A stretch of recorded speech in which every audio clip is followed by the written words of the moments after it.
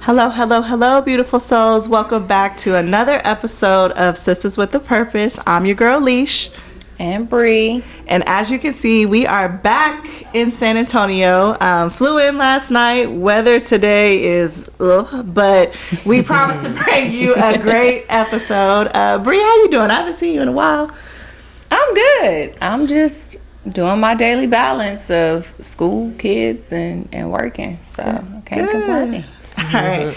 Well, as you know, this is our 4th episode, and it's been a while since we had a guest on. So I am happy to bring on one of my fellow AAU teammates, Camille Washington. Hey, Camille. Hey, what's going on? How you doing? Not too bad. The weather sucks, but you know. Yeah, today, I don't know. It's giving real Seattle, Texas outside, but we promise that we will make sure we have enough energy to make sure y'all are in tune. But before we get started, if you are watching, make sure to like, comment, and subscribe to our YouTube channel. Yes. We are trying to build our subscribers, and if you have not yet, please look us up on Instagram at Sistahs with an H _with_a_purpose.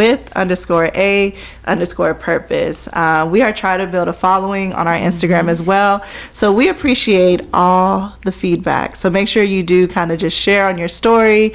You can leave us any comments that you would like. But we are excited to bring you some content today. The first thing that we're going to go ahead and talk about is we can't start an episode unless we talk about South Carolina.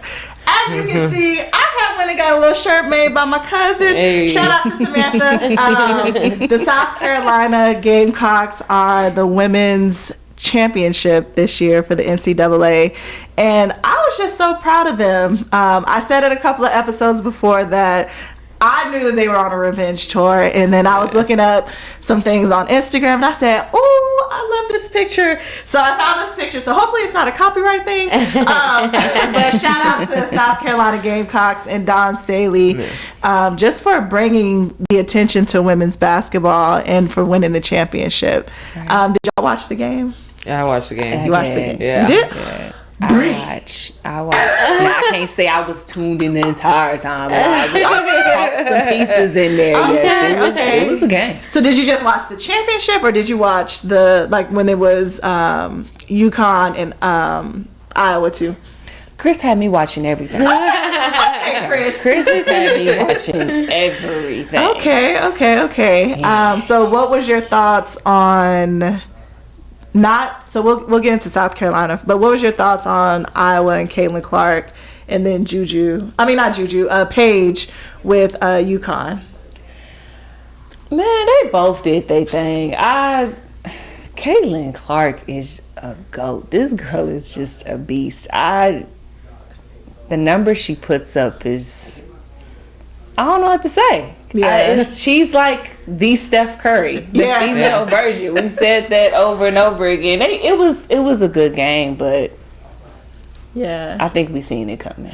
It was nice to see. We were actually, hubby and I, we were at a surprise party when the games were playing, and it was nice to see, like, men were like, "Oh, we finna watch the women's fight." Yeah. I said, I think it's created a shift. Chris and I had this conversation, like, the WNBA is getting ready to see a shift. Yeah. Like, they wanted that attendance, they wanted that audience. Mm-hmm. We talked about it. I think it's the talent with the mixture of social media, them being more exposed. So yeah, it's going to be a change with Caitlin's talent being there, and just a lot of the other people that they drafted, like the entire league. They just got to catch up with the pay. Yeah, but it's changing.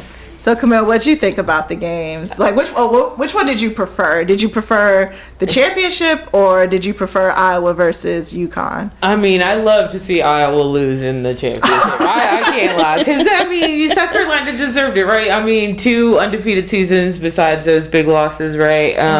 But the UConn game was really good. I don't like how it came down to that end where the ref made that call. You know, I saw a lot of people going back and forth on social media, but you know, it showed a lot of other plays where, you know, Iowa was pushing off and just a lot of other missed calls. Let that play.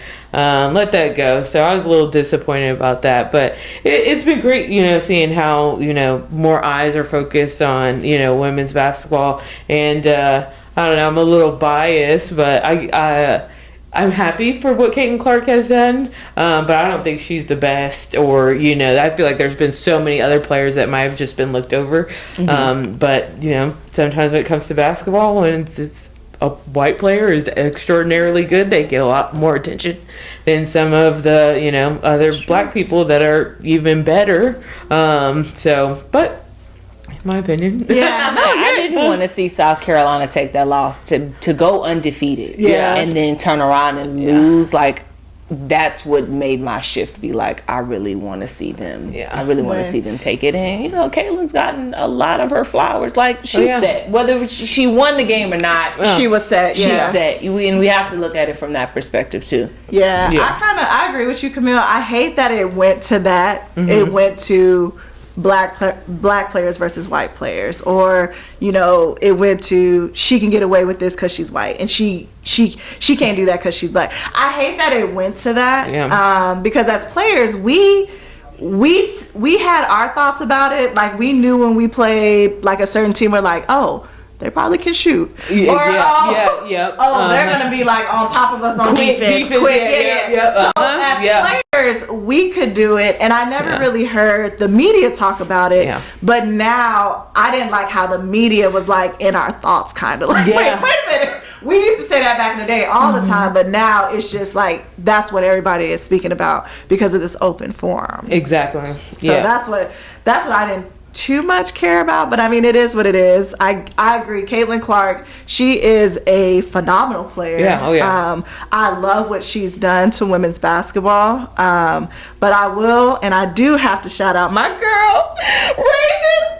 So I don't know if y'all know Raven Johnson. So Raven Johnson was the girl that Caitlin Clark waved off last year when she said she couldn't shoot. Raven Johnson, I wish I could meet her. I'm a little starstruck with her, even though she's younger than me. But Raven Johnson, she just played a phenomenal game, and she got her revenge. Yeah, she had her own Caitlin. This year. So I was just proud of her. You can see the frustration. Raven was like on her nonstop. And I commend her. Dawn had a plan. Can you stop players like that? No. Yeah, they're gonna shoot. They're gonna score. Yeah. It was just like, I remember back in the day when we were playing Maya Moore. Oh yeah. You knew Maya was gonna put up 40. But did you want her to put up 40? No, obviously not. But yeah, it's just with the, like Don, I think Don stated it, like Caitlin Clark was going to get her points, but you just had to contain her. And I think Raven Johnson did a great job. So I do want to give Dawn Staley her flowers. I know I'm not Beyonce. I know Beyonce gave you flowers, but from a former college player, I just wanted to give you your flowers and just congratulate y'all for winning the national championship this year. It was a good game. Yeah. Very good. It was a very good game. Yeah, and then with the WNBA draft, did you watch the draft too, Boo? I got snippets and clips, and I didn't watch it all the way through. I was gonna say 2 for 2. She watched the championship and the draft. I will say this, and I don't want nobody to take this the wrong way, but it was a different attire this year. It was a different poise and classiness of attire, and how everybody was dressed when they came through. I was like, okay, like they putting it. Everything's just different. This year. But yeah, it was definitely, it was different. Yeah, I can say it because I played back. Me and Camille, we're kind of the same way. It was a little. You saw women dressed up as women. Yeah. Yes. We're gonna keep it real on this episode today. You saw women in dresses and heels. Not only that, everything wasn't out. It was still a level of class and poise that came with it. Like, it wasn't overdone.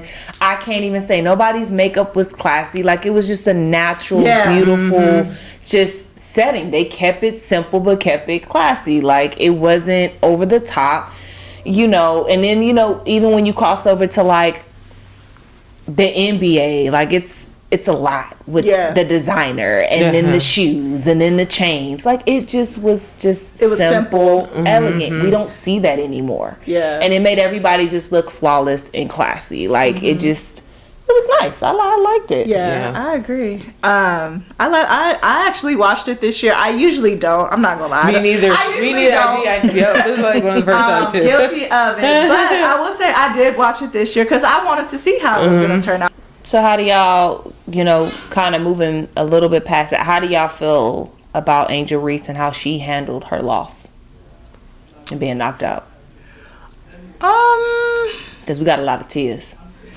Yeah, I mean, I don't know. The way she was, so do I agree with her crying? Yeah, because I mean, I feel like she already maybe knew she wasn't playing. You see Camille face? No, I'm saying, I'm a crier, so I'm a cry. Nah, bruh. My husband, he's seen like all of our family, like when we're in sports, that's just how we are. Yeah. Like if we lose, we cry. If we feel like we play bad, we're gonna cry. So I could see her humanity crying that way, but I think it was more of her speech that you might say you don't agree with, saying like she's human. And well, you know, I can understand the cry, right? I mean, it was her last season, you know, you lost, especially after their game last year. There's been a lot of trash talking back and forth, and social media nowadays plays a huge part because people are constantly at you, right? So you already feel like there's a level of pressure to beat this team, but now you got to beat them again, and you was talking mess, so, you know, and so her losing, you know, crying, I understand that. But she also expressed about how much hate she's been getting since they won last year. And I don't care who you are. I don't feel like anybody deserves that at all, right? Yeah. And it's just like, Caitlin Clark talks a lot of trash too. You know what I'm saying? Like, if she loses, y'all aren't beating her up. Oh, da-da-da-da-da. You can't feel that way. You should have, you know, have that same attitude now. And it's just like, dude, we're all human, you know? Like, let them be. You don't have to, like, just come for her like that. So, I mean. Yeah, but I will say, too, I think we talked about this, like, when we were just getting reconnected this week. The way they coach you as an athlete to talk to the media, I just felt either she was ignoring it or there wasn't someone at LSU giving her that. Because, like I was telling Camille, remember they always told us, like, we, the team, you never say, like, I. But with Angel Reese, in a lot of her interviews, I heard her say, like, I a lot. And they come after me. And it wasn't like they were coming after LSU.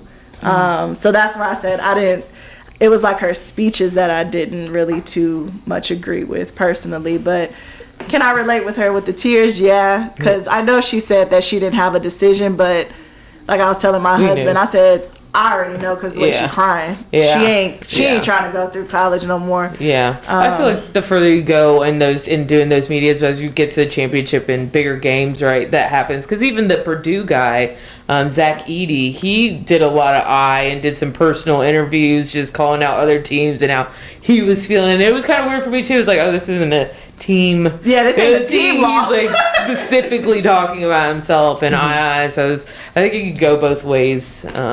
Yeah. But I think, like, going into the WNBA draft, she was definitely in a better spirit. Yeah. It was nice to see her get drafted. I honestly didn't see her getting drafted that low. I thought she would have went a little sooner. Really? You know, I don't mind y'all. I'm just from the outside looking in. I catch a game here and there. I've had this conversation with Chris, my husband. I feel like she's the player that's going to be the 2-3 year development player to get where she needs to be. I don't feel like she's going to be the out the gate player. That's me. And she could come out and y'all could be like, you know, I don't think any of them are. Really? You don't think Caitlin is? No, she's 18 years old. I mean, you get a different kind of muscle and strength as you get older. Yeah. Like, you know, over there trying to guard, like, I think Diana Taurasi said something about it. Like, these are grown women that you're going to be playing with, like, women. I ain't played in a while, and I can guarantee you she ain't finna body me. You know what I mean? So I think it'll be an adjustment. Do I think she'll be good? Eventually, not eventually, but yes, of course there's potential.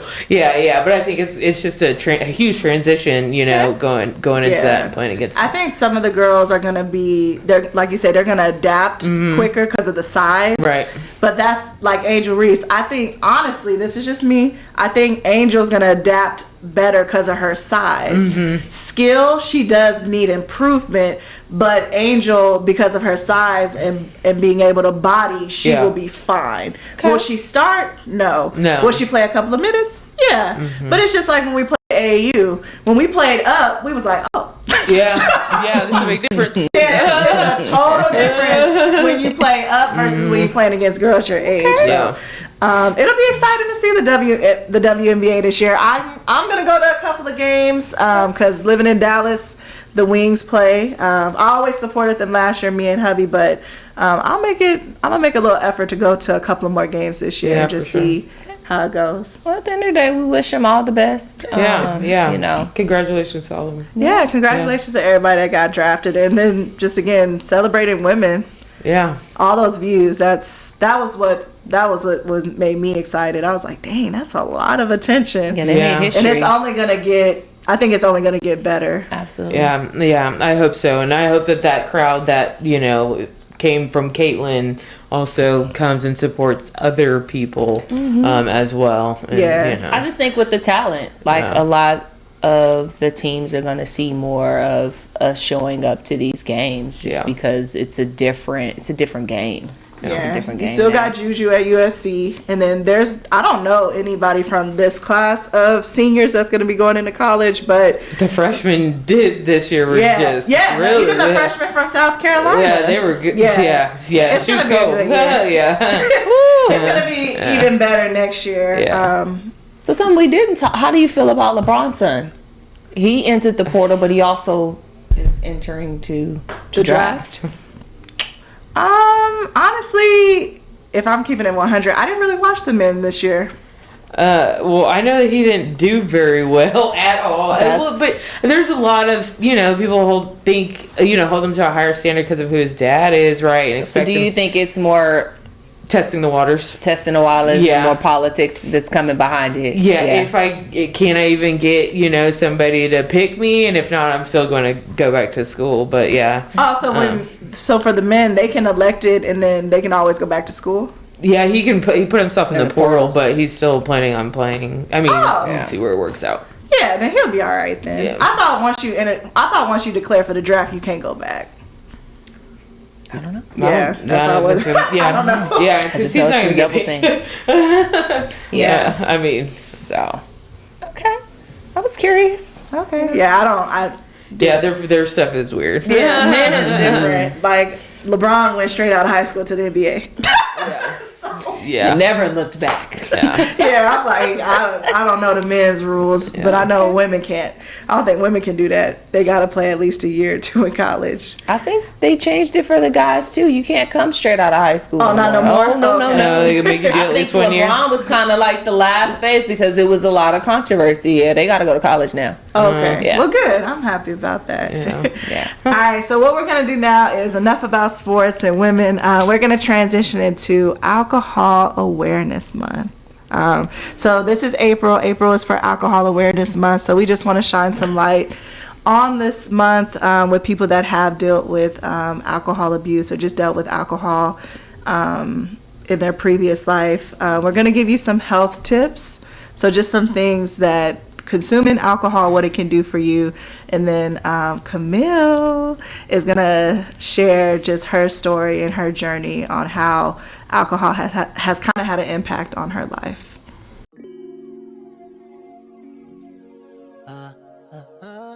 All right, everyone. So as y'all know, it is Alcohol Awareness Month, and I am so excited to bring to y'all one of my friends. We played basketball together. We played AAU together, so let's just clarify basketball because we did not play in college. But we played AAU together. We played for the best team in San Antonio back in the day. If you know, it's Team Express. Her name is Camille Washington. Hey, Camille. Hey, how's it going? It is going good. I'm so glad that you were able to make some time to come and sit and talk to us today. Alcohol awareness is something that I think everybody should be aware of, especially when you're going to college or just dealing with life as it throws you things as far as stress. I'm trying to think of other ways. Mostly stress. That's the most common thing people use to cope. They use alcohol to cope with when you get off work. You're like, oh, I just need that glass of wine, or oh, I just need that shot. But yeah, go ahead and tell everybody a little bit about yourself. Yeah, so I'm Camille. I'm born and raised in Austin, Texas. Okay. I now live in San Antonio after COVID, right? What brought you to San Antonio? Work from home. So yeah, we're able to work from home, and it's just easier to live here, a little cheaper than Austin. They kind of rented people out. Okay. But yeah, so I have 2 older brothers. My parents been married for over 30-something years. I can't count that high. Hey, as long as it keeps going up, that's all that matters. Right. Yeah, but yeah, bet you basketball. I've been an athlete my whole life, and got a scholarship to play basketball in college too. So that was fun, in a way. But I got my degree, so that's all that matters. Yeah, like I said, it was back in the day. Team Express was the dream team. So if you are watching this and you play for Team Express, please leave a comment, shoot us a message, because like me and Camille was talking about, I know Camille, I know Lindsay. I still keep in touch with y'all two, but and then I cannot even think of her name right now. Courtney, yes. Yeah. Sorry, Courtney. But yes, Courtney. I know because of social media, like I'm friends with you all. But yeah, if you played for Team Express back in like 2007, 2008. Yeah, about so. Yeah, because we graduated in 09. So yeah, 2007, 2008. If you played with Coach Clarissa Davis with Team Express, shoot us a message because we need to do like a little reunion. Yeah, that would be fun. And a lot of people are still in San Antonio, so that would be nice to link up. But anywho, let's get back into why you are here. So let's go ahead and talk about how alcohol played a role in your life. Yeah, so for sure. So I guess I'll start from the beginning when I was younger.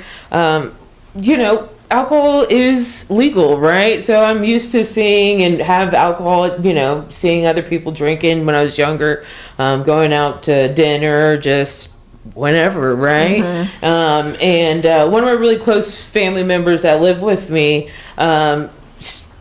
drank a lot, right? And I mean, some of the earliest memories I had were riding with him, and we got pulled over by the police, and they always kept a cooler of beer in the car, and one popped right in the cup holder, and asking me to hide it, right? And I was never told that was wrong or something not to do. Getting a little bit older, right? Family reunions where everyone's getting together. Families, not everyone can like each other all the time, right? So that alcohol can turn it up. To a whole nother level. So, and I just thought it was normal to, see those kind of fights, arguments, that's just what happens. And then, when that person is confronted the next day, I don't remember, right? I don't remember saying X, Y, and Z to you. And never knew that wasn't normal, right? So, I get a little bit older, and in the week before my freshman year in high school, I actually drank for the first time at one of my friends' house. Their parents had gone, out to eat or out to dinner. They had the liquor in the cabinet, which was not common in my household at all. Like, we just didn't have that. Got drunk, taking shots, I don't know what's appropriate and what's not. Right. Woke up the next morning and don't remember, right? It's just like, oh yeah, well, of course, just drinking too much. And I asked her, what happened last night? And she had all these memories and telling us what happened. And I was confused. I was like, you weren't really drunk, because if you were, you wouldn't have remembered. Like, you're not supposed to remember what's going on. And so it kind of just progressed a little bit through there. I was an athlete for my whole life. So once I got to high school, I had to kind of mask things in different ways because, they would start doing drug tests for, sports, random drug tests. So, a lot of people at the time smoking weed. So I wasn't doing that, but I could drink. And we would have athletics early in the morning. And right after practice, they give you time to go shower and dress out. And we were in there just drinking, right? And so I was able to hide it and do it really well because I still had to function at school and, act like everything was okay. There were definitely some times, though, where some weird things happened, and I feel like some teachers probably should have intervened or could have done more. I'm glad I didn't get in trouble for it, but, and yeah, it just kind of progressed through there. So did you ever get caught in high school? So not almost kind of Almost kind of. I like that. I'm sorry. I like that. Start saying that. Did you cook dinner, baby? Almost kind of. If you don't elaborate on that, what was the almost kind of situation? So we had these homeroom, that we had to go through once a week. So it wasn't like a regular class and it wasn't a regular teacher. So I don't see them all the time. So you don't really know my baseline, right? And we were in there and it's supposed to be an hour and I dropped my pen on the ground and I went to pick it up and I fell over and I slammed my head into the desk.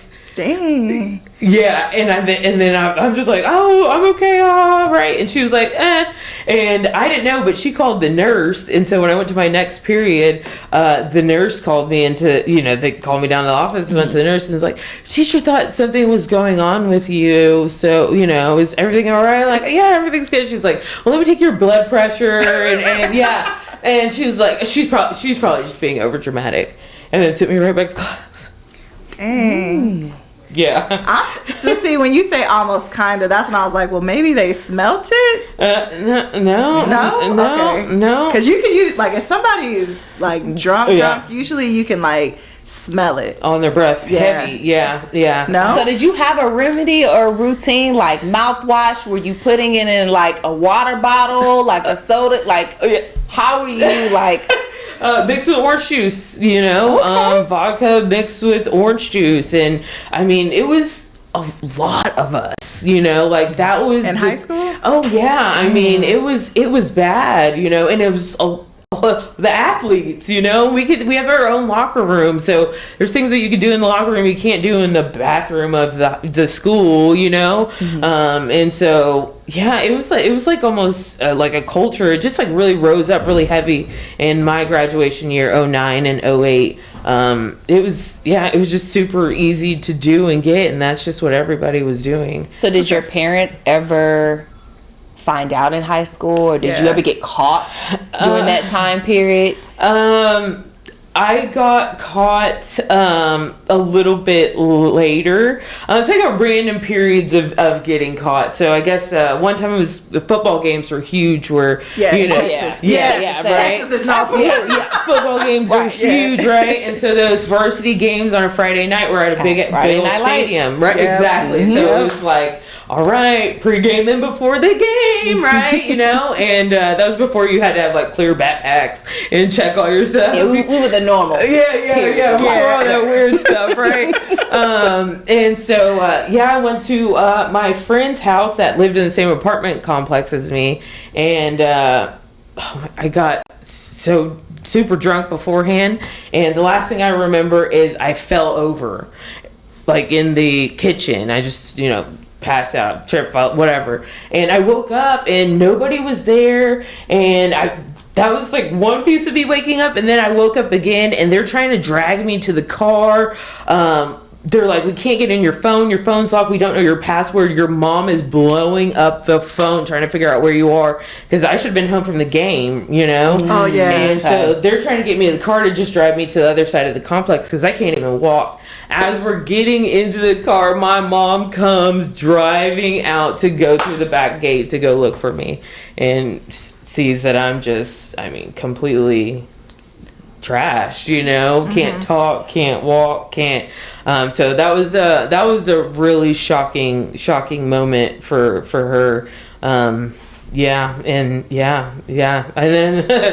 So going back to that moment, like this is the first time your mom has seen. You've been dealing with this for obviously a while. You've been masking, but this is the first time your parents have seen it.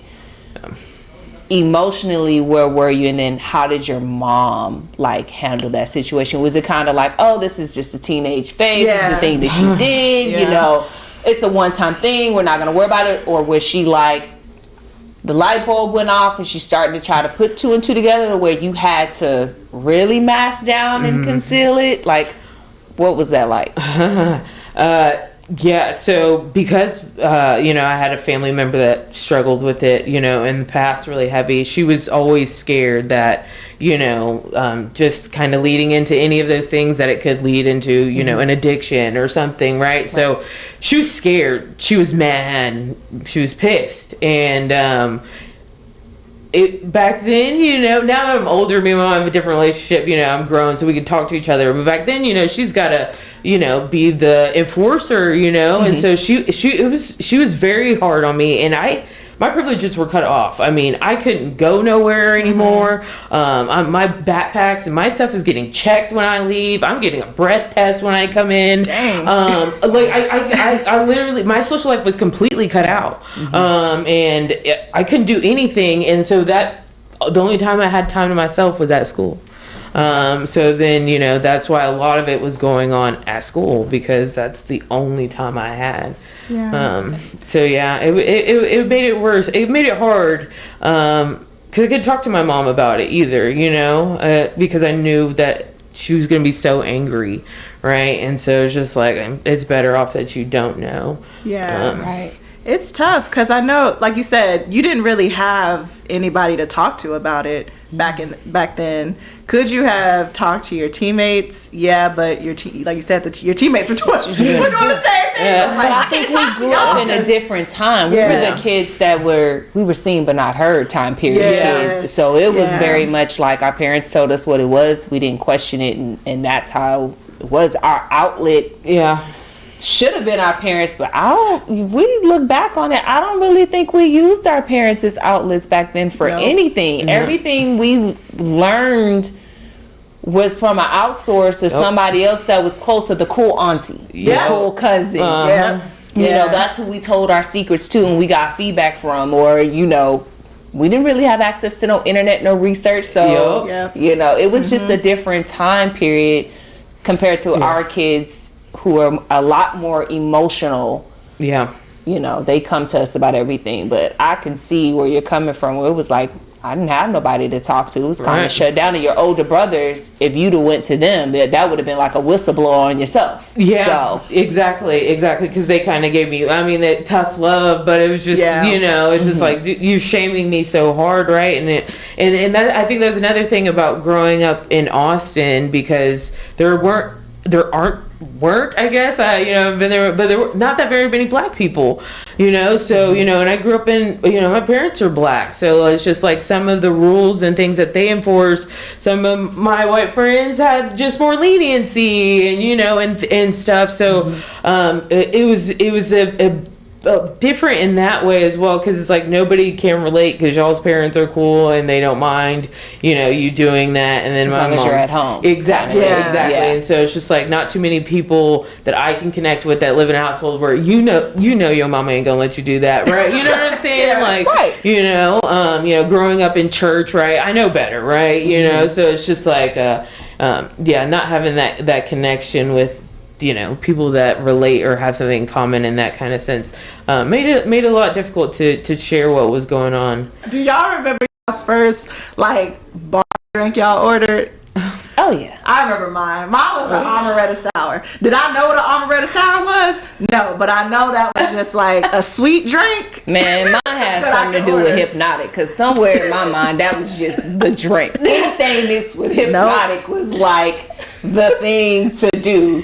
Man, the first bar drink I ever had. Remember we had that tournament in at A&M. It was like a and we stayed in the dorms or whatever. Well, we were all underage then, right? You know, there was like 6 of us, and there was a bar just like right there by they were dorms that we were staying at. Were they dorms? Yeah, we stayed on the campus because they wanted us to get like the experience. So there was a bar right there, and it was like a hookah lounge too, and there happened to be nobody at the door. So we just walked up the stairs. There's literally like 6 or 7 of us, right? We look so young, and they're like, what do y'all want to drink? And we're looking at the menu, and everyone doesn't know what to order. We ordered 2 Bud Lights. There's 6 of us. That should have been a sign. Nobody picked up on the sign. Right. They're just gonna split these 2 beers. All right. It's so awkward. That is like, so oh my gosh. Yeah. I can't believe they didn't. She's like, didn't even budge. I was like, okay. Yeah, I think in college towns it's a little bit more laxed. Back in the day. Now, I don't know now. With social media and stuff, I don't know. I don't know if it's as strict. I knew 6th Street like the back of my hand. Before 21? Man, before 21. Because, you know, like I said, I literally went to UT at 17. Oh, yeah. So it was a double whammy. I wasn't 18 to get into anything, and then not even old enough to drink. So I'm telling you, like, it was already pre-planned. We partied Thursday through Saturday. Friday, did UT win and did UT lose? That was gonna kind of determine how the night went a little bit. You know what I'm saying? Happy drinker. Yeah, you know, like how it's gonna be, but man, I'm telling you that. And the crazy part was, I party like that and still maintain like a 3.6, 3.7. Oh, wow. I don't know how. Yeah. Because I don't remember half of it. I think it was in the back of my mind, like, bruh, if you gotta explain this to your mom. So I think that's what it was. But yeah, man, it's crazy to see the journey that you can go on. But so for you going off to college and then having to really step into a space where like you're playing college ball, which is even more strenuous, y'all schedules, people being all up in y'all's business, classes, like how did you really maintain then? Like, was it even more strenuous? Well, so I had always planned that I thought I was going to go to a bigger university for basketball. But I tore my ACL my senior year, so I didn't get to play. And so some of those offers dropped off, and then I was just like, I just want to go somewhere where I can play and I can get a degree. Okay. So I chose this school. It's a small school in Oklahoma, D2 school. It's called Oklahoma Panhandle State, OPSU. I'm talking about like less than 5,000 people. Okay. I mean, small, in the middle of nowhere. And I finally had my freedom, right? Because I was kind of on lockdown whenever I lived at home, you know. This is my house, this is my rules, right? So it was crazy. I mean, the abundance of alcohol, everybody's drinking. I mean, we got Cowboys, we got basketball team. I mean, everything, right? But it made things a lot difficult because, you know, once you hit college, we're not 21 yet. You know what I'm saying? So there's a lot of underage drinking because you could just go to the party. You could go wherever. You could get somebody to get it for you. So my first keg in college. I didn't know what the hell that was. Oh, the first what? I didn't know the first keg? I didn't know what a keg was. I didn't know what that was either. Yeah, I went to some cowboy party and they're like, to the keg. Next thing you know, they flip me over. I was like, oh my Lord. Oh goodness! Same thing. Went to a frat party. Yeah. It just it increased it a lot. But my freshman year, during orientation, I learned what blacking out was. You know, I always just thought people used it as like an alternative term to passing out. Like, oh, you know, I passed out last night. It's like, well, no shit, we all went to sleep last night, right? You know, like, I blacked out, and it's just like, but you still remember the night. Like, what the hell? You weren't even that drunk, right? Yeah. And then somebody explained it, and then I realized that you're supposed to remember what happened the next day, you know. Not remembering is not normal. And so it kind of is just a little shocking to me because I've been going this whole time like drinking until I could not remember. And so I wish to say that helped curve things, but it didn't, because I still didn't know my limits. I used to like to drink fast. you know, and then, you know, 30 minutes I didn't had 7 shots, and it's just like, oh, well, now it's too late, right? So it made it difficult, but I was playing basketball, so that still made it difficult because, I mean, teammates even, like, long bus rides. Somebody got a bottle of alcohol mixed in with some orange juice or the bottle of wine or whatever it is, right? So I was good, you know, made sure I wasn't, you know, getting hammered the night before a game. But at that time, I wasn't getting hangovers. Like, you know, you hear people get sick the day after. Yeah. I never got sick. I wouldn't have no headache, nothing. Like, I'm ready to go. Like, for a long time. Lucky. Well, I don't say lucky, but yeah. Yeah. I'd get sick. Yeah. For sure. Yeah. But when you know, in her circumstance, like going to the health side of it, she's been functioning for so long. Exactly. She has tolerance. Yeah. You know, and sometimes it, you know, she said she didn't have a limit, but her body was like, she did. She just hadn't wasn't hitting that point at that time. So Okay. Yeah. And so, you know, sometimes still drink before the night before, but, you know, not too bad. I'm still able to function, you know, so getting through that was fine. But after my first, so my freshman year of basketball, I ended up failing a drug test a week before spring break. So season was already over. We had spring break in like 3 days. Yeah, March. And I failed a drug test, a random drug test. And so I was suspended for a whole year for the NCAA rules. So I had to find another school to go to. And so that I was just like, oh my, you know, what the hell, right? So the rest of that semester, I was just drinking, having fun. And then my last day, my parents were coming to pick me up the next day. I drank a whole bunch, and I got sick the next day for the first time I had a hangover. And I mean, I threw up for like 8 hours. And my parents got there, and I was like, thank goodness I didn't have to throw up no more. And then after that, it just increased. Every time I drank, I got sick. that's it. I got sick. And then negative consequences started stacking up from there. Once I had to go to a different school. So when would you say, or what, to your recollection, was the one time that you was like, enough is enough, like this is it, like that one pivotal point where you were like, I can't do this anymore? Yeah. It was, so after I got, failed that drug test, I had to go to a different school. I had an opportunity to go to JUCO in Idaho, College of Southern Idaho. And I went up there for the summer, for summer school. And first time I got drinking, and I overslept. I misheard what time practice was, slept through the alarm, right? So I got in trouble with that. And then another time they had some dorm people come in the room and find alcohol in the room. Second strike. I ain't even been there a month and a half yet for summer school. And so, they put me on a final warning, meeting with the coach. And then I went with my friend to her little town for their rodeo weekend. And I got really drunk at the bar, and I lost my phone.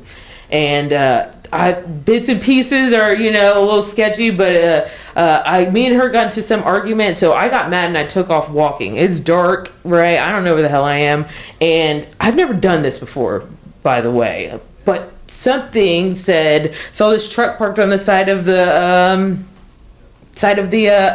house, and something, I just pulled the handle and the door unlocked, and the keys were in the ignition, and there was a phone in the cup holder. And I was like, this must be a sign, right? And so I took off, I took and started driving the truck, and then I was like, what the hell am I doing, right? And so I went to go reverse to go back home, and the truck had a trailer hitched on the back, so it jackknifed and busted through the back window. And now I'm scared because I'm just like, this is not what it was supposed to be. My friend came and picked me up, and then the next day, it's a small little town. We're eating breakfast, and her mom's like, man, somebody stole the Joneses' truck last night. I hope it wasn't y'all. I was just like, oh my gosh. Oh my god! Yeah. Right, and sure enough, the sheriff came to the door later that day, and I got arrested for it and went to some podunk town and jail in Idaho, which was very scary. I'm way up here, like, is somebody gonna find me? Like, and that was a huge pivotal moment for me because I lost my scholarship opportunity at the JUCO. I had to go home for a whole year to kind of get myself back, right? Because I couldn't go to school nowhere. I messed up the opportunity, so I'm living back at home, and so I knew I couldn't do that anymore. Mom was like, "You're allergic to alcohol." I was like, "I see it," and so I just stopped drinking, because I didn't want it. I didn't crave it. And then when I did, I would get so sick that I would have to go to the hospital, for like the 5 or 6 times I did decide to drink heavily or drink hard liquor. I could drink some beer, right? Or some margarita, something like that. But any other time I want to kind of do that, I get so sick that I'm going to die, right? Yeah. Give me the $5,000 hospital bill type of thing, because like I'm not gonna make it. So it was just my body giving out on me almost. So were you 21 at the time, or were you still underage? I was underage when I got the charge for the truck, because they were serving me at the bar though. So they were serving you underage. They were serving me underage. Mm-hmm. Yeah. The life of being in college. They just see you a college student, and it's just assumption, and it happens. Mm-hmm. So your choice was just to completely stop. Did you ever go with assistance of like counseling? I know a lot of people, obviously you can just go to AA. Did you ever try any of those options? I had been to some AA stuff for like the Cohen on the Family group for when when I had my family member going through it. So I tried AA, just a couple meetings, but it wasn't really my thing. Sometimes just talking about old stories and memories just kind of don't help all the time and make me like fester on it and make me, man, it was kind of fun though, know? And so, right. And so I didn't do that, but I had suffered with, depression and anxiety. And so, getting some mental health counseling, right? And, learning how to deal with just being me and being okay, made things easier, but COVID has made things a lot more difficult, in my opinion. And that was a big struggle. Yeah. When the world shut down, people that obviously deal with depression and anxiety, now there's no outlet. You can't directly get to a counselor. They're trying to figure out, telemedicine where we can maybe get a doctor and see them. And, you're sitting at home 24/7. So what do most people do? They start festering in their thoughts, and it kind of brings it back. So do you feel like during that time period, did you start drinking again? Yeah. I did. And then it was because we're at social lockdown. Absolutely. So now I'm at home and I'm drinking by myself because my partner doesn't really drink, so it's just like, now I'm doing it alone, right? And I don't have a cutoff limit, because I'm just chilling. I like to drink the box wine. It's safe, right? I feel a little tipsy. And, I don't get that blackout, angry, drunk, belligerent person anymore because I can feel it now. I slow down and be like, my stomach hurts. I need to take a chill pill. But, I definitely went through, over drinking and then, taking it out on my partner, things just blowing up. And then still resulting in having to go to the hospital, and it's just like, this is crazy. Something bad always happens whenever I take it that far. Okay. So it's been a bit difficult, but, So where would you say you are today? I think I'm doing very, very well today. I really had to focus back on myself, get myself together, and get my relationship back with the Lord. That has played a huge part in my life and my recovery, because I know better, right? And as I feel like I've gotten older and matured and strengthened my relationship with the Lord, like I please, I have to pray about all kinds of things, help me to not crave those things. Help me, Lord, take this away from me, something, right? So it's really, I haven't had no cravings. Like I don't want it. And when I do drink a little bit, even if it's like a nice little special drink, if I go out to eat, well, one, it's like $13. And so I'm like, no. And then, I don't feel good after, headache. And it's just like, what's the point? Like, I'm not getting anything beneficial out of this at all. Like, it's not fun anymore. It don't even taste good, right? Yeah. So it's just like, so I'm doing much better. I wouldn't say I'm 100%. I never drink at all, but not nearly where it's a problem or anything like that. So, how do you celebrate? Like, I think we kind of talked about this. Yeah. Like, you have to have a way of saying, good job. Like, I've made it this far. Have you thought about that? Of like a particular day that sticks out in mind, or I thought about this when when you brought it up before, and currently no, because my celebrations have always included drugs or alcohol in some sense, right? And that's not a celebration, and so I haven't, and I'm still trying to think of what I can do to still celebrate that special thing. But then and everybody's different. Everyone's recovery is different, because some people are like, oh, don't drink at all, 100% sober, and then I used to feel kind of not like a fraud, but a little bit, because it's like, I mean, I'm not nearly where I was, but I'm also not like 100% abstinence, right? So it's just like, it's obviously, you're showing people two sides of the coin. Some people absolutely, they have to stop because they don't have a curve. They can't. Anytime they touch alcohol, they're going to push it to the limit. They don't. And then you have some, like, I know my moderation, I've gotten there, so you have to kind of see it from, not everybody's going to take that path of like complete cold turkey, 0%. But I do think, and I hope that you find a way to like celebrate yourself and feed into yourself, even if it's a spiritual thing, like y'all like to do the Daniel's fast or something once a year, or I think you should definitely look into something that makes you happy. It could be you and your partner, but definitely celebrate yourself, because that's a huge accomplishment to just notice that you were doing something negative that had an effect on you, and then you're like, I'm not doing that no more. Yeah. Because we all say that, like, we be like, I'm not going to eat meat no more. Ooh, that burger look good. I'm not going to buy them shoes. I'm not going to spend no more money. Ooh, the shoes just came out. Or, I'm going to stop doing this, and then you go get your hair done. It's every little thing. So when you actually make the initiative and you set those standards to stop doing it, that's a huge accomplishment. So I think you should celebrate. Definitely. And I will say this, because I know I'm going to be transparent and honest. I haven't spoken to Camille in a long, long time. I know some people say like, oh, that's my friend, that's my homegirl.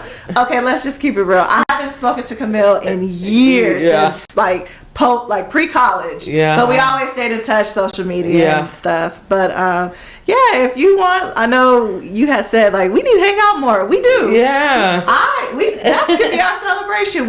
There's plenty of things to do in Dallas. A lot. And it does not involve alcohol.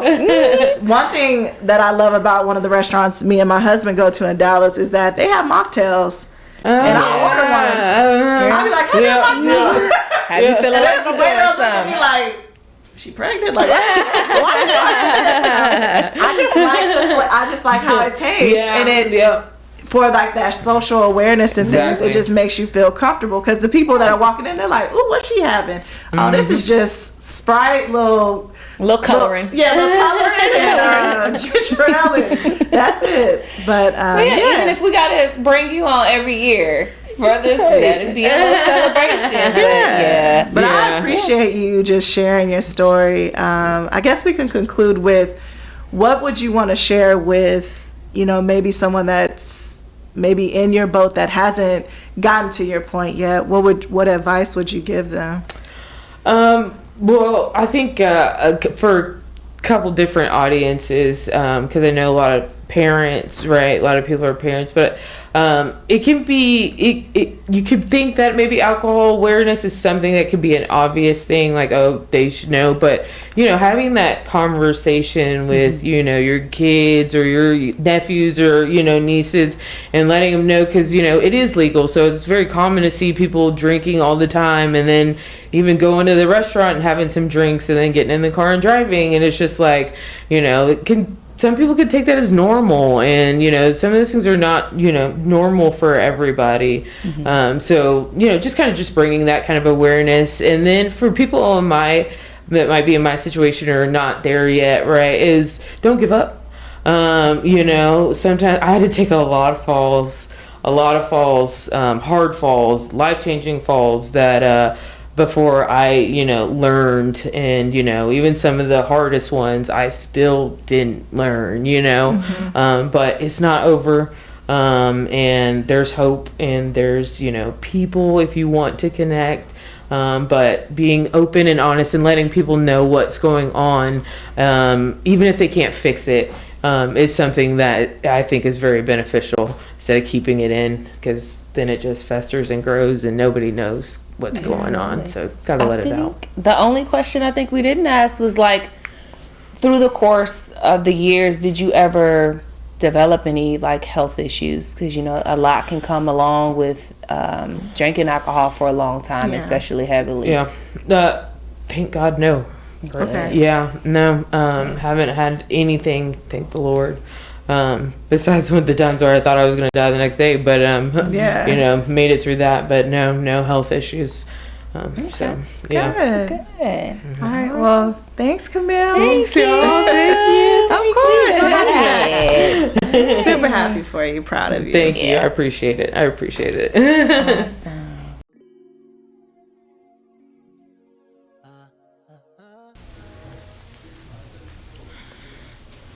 All right, guys, welcome back. We have just wrapped up our interview with Camille, who gave us her personal experience with alcoholism that unfortunately started at a very young age for her, which brings us into some very important facts that we both learned about and obviously want to share with you guys. And one of them is starting with adolescent abuse of alcohol, and it's starting at sometimes a very early age. And one thing that we found is typically between the age of 12 to 20, our female demographic and adolescents have a higher risk for binge drinking, blackout drinking is what we also call it, having their first alcoholic beverage, or actually developing alcoholism. Unfortunately, those numbers change after the age of 20, where our male demographic has a higher chance. Obviously, I think statistically it was like 20% chance of being an alcoholic versus our female population, where it was only 7 to 10%. So statistically, we see that obviously it affects males and females, right?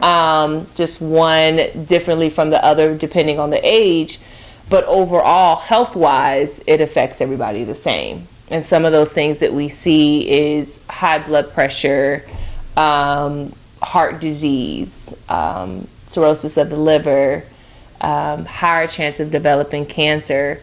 Those are just some of the few things that obviously it can do to the body, and a lot of that is because people are not allowing those good cells, as we call them, to replicate and do their due diligence to the body. You're just constantly introducing alcohol, which is a poison to the body, on a consistent basis, and the body's just not able to filter it and reset. So it puts people at a very higher chance to developing all these different things. I know me and you have talked offline about this, but going through nursing school, alcohol withdrawals is pretty equivalent to like a person that's going through a heroin withdrawal. It is very, very deadly. Patients have to be tapered back sometimes. We just can't stop them cold turkey because they can develop seizures. And obviously the end result is they can die while trying to, curve this thing. And we've seen patients do excessive things, like they're drinking the hand sanitizer because it has alcohol in it, or mouthwash because it has alcohol in it. It is something very, very tough to bring the body out of. We have patients that, have to go through centers and are closely monitored with their vitals and medications we give them. But it is not an easy transition at all. Okay. At all. Yeah. So as we wrap up our 4th episode of Sistahs with a Purpose, we just want to make sure that you all are aware of how to not abuse alcohol. It can be something small, as if you're using it as a reactant to something, then you could possibly be addicted to it. If you just have to have that drink, you don't have to have it. Right. You want it. When it starts to feel like that, that's when you really need to start having that conversation with yourself. But we hope that you can take the things that we've shared in this interview, and you can share it maybe with someone that's going through alcohol abuse in your life. I hope you enjoyed our snippet about the WNBA, and then again, congratulating South Carolina on the women's side of winning a national championship. And hopefully you're able to watch some WNBA games. They will be on TV this year. Looks like a little bit more than usual. So hey, catch a game when you can. But that wraps up another episode of Sistahs with a Purpose. If you have not yet, please make sure to hit that subscribe button. Make sure you like this video and leave us a comment. We do read your comments, those of you that have left them, and we do appreciate them. Any feedback is great feedback, and we will see you next time. Yes. Bye.